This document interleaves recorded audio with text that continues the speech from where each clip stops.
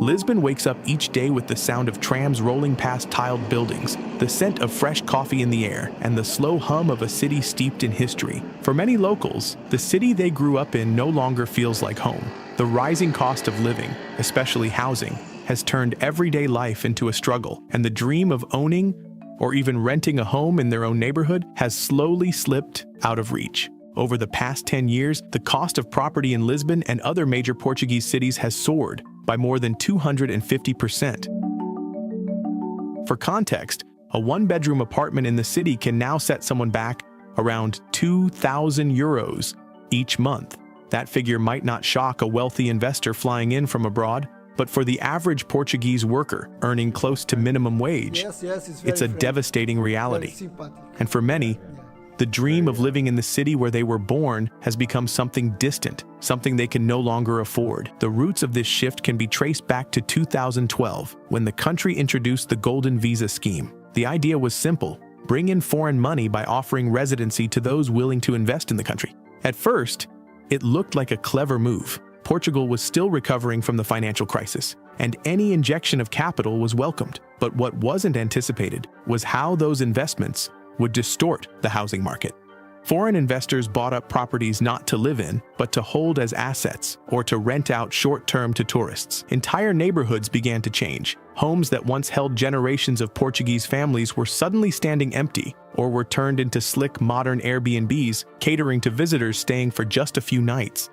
Tourism in Portugal exploded. It created jobs, filled restaurants, and brought international attention to the country, but the jobs it offered were mostly seasonal and low-paid. Hospitality roles that paid barely enough to get by, certainly not enough to pay modern rents. While the city's economy was being celebrated in headlines, many of the people who kept it running couldn't even afford to live near their workplace. Even though Portugal has one of the highest rates of homeownership in Europe, new housing hasn't kept pace with the demand. Strict planning regulations have made it incredibly difficult to build, and as a result, supply has stayed low while demand, especially from abroad, has kept climbing. This mismatch is part of what has driven prices up year after year. It's not just about property, it's about the deeper impact on society. As housing becomes increasingly unaffordable, more and more young people are forced to delay key life steps, moving out, starting families, settling down. Portugal's birth rate has dropped, and with fewer economic opportunities at home, many of its youth are packing up and leaving.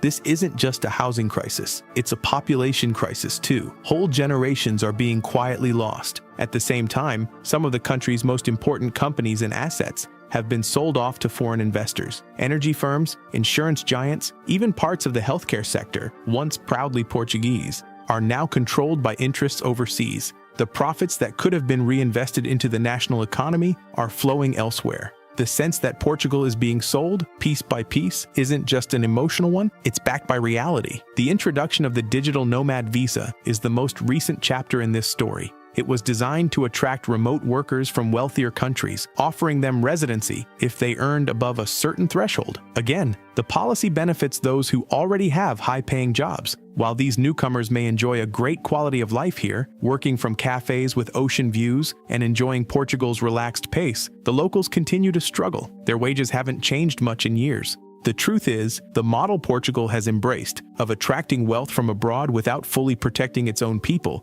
has created a fragile system. It works well for investors, landlords, and certain segments of the economy, but for the average citizen, it has made life more difficult, more uncertain. Long-term tenants are being evicted in favor of short-term stays. Communities that once felt tight-knit and rooted have begun to feel hollow. There's a feeling, quietly growing, that the soul of these cities is being lost, not to war or disaster, but to economic policy. Lisbon hasn't been destroyed, it has been transformed, and not by accident, but by decisions made over the past decade, decisions that favored capital over community, investment over affordability, and tourism over the long-term living. This isn't to say foreigners are to blame. Most are simply taking advantage of policies put in place. Portugal has the chance to rethink what kind of future it wants to build. The path forward requires courage and care. It means creating laws that protect tenants, regulating short-term rentals, making it easier to build affordable homes, and ensuring that when foreign investment does come in, it also benefits the people who call Portugal home. This is a defining moment. not just for Lisbon or Porto, but for the country as a whole. It's a chance to ask, who are we building this nation for?